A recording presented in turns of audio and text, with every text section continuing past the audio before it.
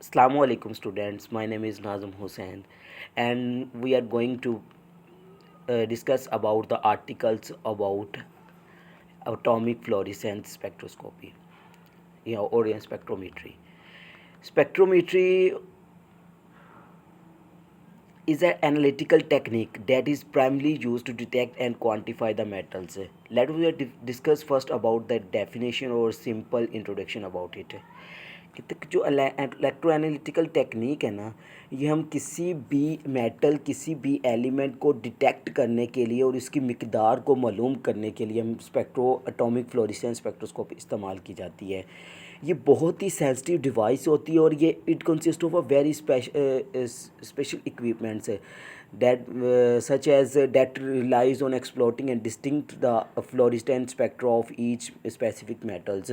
मतलब कि हर एक स्पेसिफिक मेटल्स को डिटेक्ट करने के लिए इस्तेमाल की जाती है फ्लोरेसेंस। मतलब ये आप सिंपल वर्ड्स में से कह लें कि एक्सप्लॉइटिंग ये एक हमें डायग्राम किसी भी चीज़ की देती है, कोई भी चीज़ की, मतलब कि किसी भी एलिमेंट्स की डिटेक्शन के हिसाब से।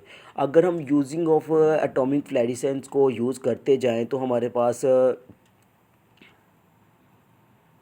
सबसे पहला मेथड जो हमारे पास डिटेक्शन ऑफ किस एलिमेंट्स की डिटेक्शन हमारे पास आती है, एंटोमोनी आता है, आर्सेनिक है, बिस्मिथ है, कैंडियम है, जर्मेनियम है, लेड है और selenium, titanium, tin, zinc can be turn at very low कंसनट्रेशंस।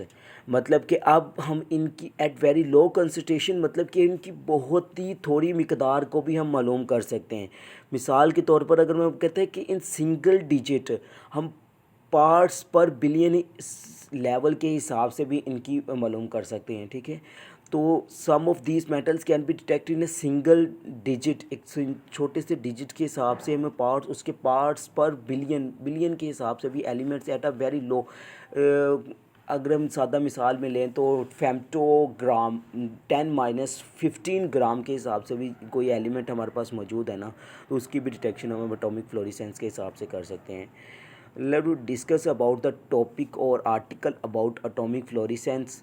ये हमारे पास डी बूचर ने हमें दिया था, DJ Boucher encyclopedia of analytical science second edition में 2005 में इसने ये आर्टिकल लिखा था।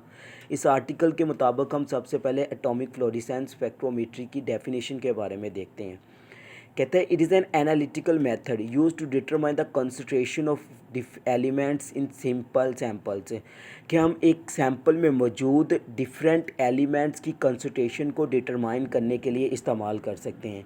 एंड द सैम्पल जो सैम्पल होता है उसे हम कन्वर्ट करते हैं गैसियस एटम में। वो गैसियस एटम फिर इलेक्ट्रॉन को जो एटम्स होते हैं उनको एक्साइटेड लेवल पर at higher electron energy level पर एक्साइट कर सकता है बाय लाइट सोर्स के जरिए, ठीक है। सैंपल में से सब सैंपल को सबसे पहले गैसेस एटम में कन्वर्ट किया और फिर हमने उनको एनर्जी दे के लाइट सोर्स के ज़रिए उन्हें एक्साइटेड फॉर्म में भेज दिया। जब एक्साइटेशन हो जाती है और जब दोबारा से डीएक्टिवेट होते हैं, एक्साइटेशन से आपको पता है ना, जब कोई भी एलिमेंट है एक्साइट होता है लेकिन वो थोड़ी सी मुद्दत के लिए होता है, दोबारा फिर डीएक्साइट हो जाता है उसी टाइम के लिए। तो जब वो दोबारा डीएक्साइट होता है तो फोटोन ऑफ लाइट एमिट करता है, प्रोसेस करता है। और instrument of atomic fluorescence includes a light source, इसमें लाइट सोर्स मौजूद होती है और एक गैसेस सेल को सैंपल को कन्वर्ट करने के लिए गैसेस एटम्स और डिटेक्शन सिस्टम होता है हमारे पास, ठीक है। डिटेक्शन मतलब डिटेक्टर लगा हुआ होता है और भी बहुत से एटोमाइजर्स, ग्राफाइट फर्नेंसेस होते हैं, एटोमाइजर्स होते हैं लाइट सोर्स को, एंड एटॉमिक सेल्स होता है जो प्रोवाइड करता है। Atomic cell provides the instrument और that can determine the femtogram quantify of many atoms. वही बात मैंने आपको पहले बताई कि जो कहते हैं कि क्वांटिटी किसी भी एलिमेंट की, हर एक बहुत सारे एलिमेंट्स की 10-15 ग्राम तक भी मिकदार को ये हमारे पास एटॉमिक सेल में मौजूद एलिमेंट्स को डिटरमाइन कर सकता है। नेक्स्ट हमारे पास है कहते हैं कमर्शियल इंस्ट्रूमेंट। अगर हम आम तौर पर इसकी बात करें एटॉमिक और फ्लोरेसेंस की, एम्प्लॉयज़ वेपर जनरेशन टेक्निक। ये एक वेपर जनरेशन टेक्निक है, इंस्ट्रूमेंट जिसमें भी एटॉमिक फ्लोरेसेंस के इंस्ट्रूमेंट्स को इस्तेमाल किया जाता है। That can provide the sensitivity of for several elements two parts पर ट्रिलियन लेवल्स। आगे हमने किसी भी एलिमेंट्स की, आपको पता है अपने सेंसिटिविटी हाउ टू कितने एलिमेंट्स की को डिटरमाइन करते हैं कि यहाँ पे यहाँ इस कमर्शियल इंस्ट्रूमेंट्स में हम किसी भी एलिमेंट्स की सेंसिटिविटी को पार्ट्स पर ट्रिलियन, मतलब कि एक एटम्स के पार्ट्स को ट्रिलियन दफ़ा हम लेवल तक भी लेके जा सकते हैं। The articles briefly reviews. अब इसके बारे में कि ये इसने सिंपल हमें बेसिक प्रिंसिपल्स के बारे में बताया। Instruments of AFS discusses the techniques of analyte figures merits, मतलब कि इंस्ट्रूमेंट्स ऑफ एफएएस के बारे में उसका बेसिक प्रिंसिपल हमने पढ़ा है। आगे ऊपर के क्या होता है, discuss techniques of analyte figures including the detection limits, कि कितनी हद तक ये डिटेक्ट कर सकता है। डायनामिक कैलिब्रेशन कर्व्स, मतलब कि इसकी जो डायग्राम्स हमारे पास मौजूद होती हैं इसमें वो बयान करते हैं। In addition to physical phenomena that higher includes background signals. Background signals आपने पढ़ा, मतलब कि जो हमारे इंस्ट्रूमेंट्स में जो ख़राबी वगैरह या कोई इंस्ट्रूमेंट्स बैकग्राउंड सिग्नल्स नॉइसेस वगैरह प्रोड्यूस होते हैं उसको, और इनको कम करने के तरीके भी हमारे पास मौजूद हैं। रिप्रेजेंट्स द एप्लीकेशंस और demonstrates the ability of technique to determine the elements in samples, और सैम्पल्स में मौजूद एलिमेंट्स की को डिटरमाइन करने के लिए हम इस्तेमाल करते हैं। नेक्स्ट हमारे पास है एटॉमिक फ्लोरेसेंस का मेथड है और इसकी डिटर्मिनेशन है हमारे पास है। ये हमारे पास मौजूद हमें दिया था स्टीव जे हिल्स और आर डे फिशर ने साइक्लोपीडिया में स्पेक्ट्रोस्कोपी में 3rd एडिशन में 2017 में इन्होंने हमें बयान किया था। और इसी में हमारे पास ये कुछ प्रिंसिपल्स के बारे में बात करता है। प्रिंसिपल्स के बारे में बाद में करने के बाद ये हमारे पास इसके मेथड्स हैं, मतलब कि देखिए कहता है कि atomic fluorescence has been determined used for the several elements analysis decades, मतलब कि सालों से हमारे पास जो ख़त्म हुए एलिमेंट्स के एनालिसिस के बारे में।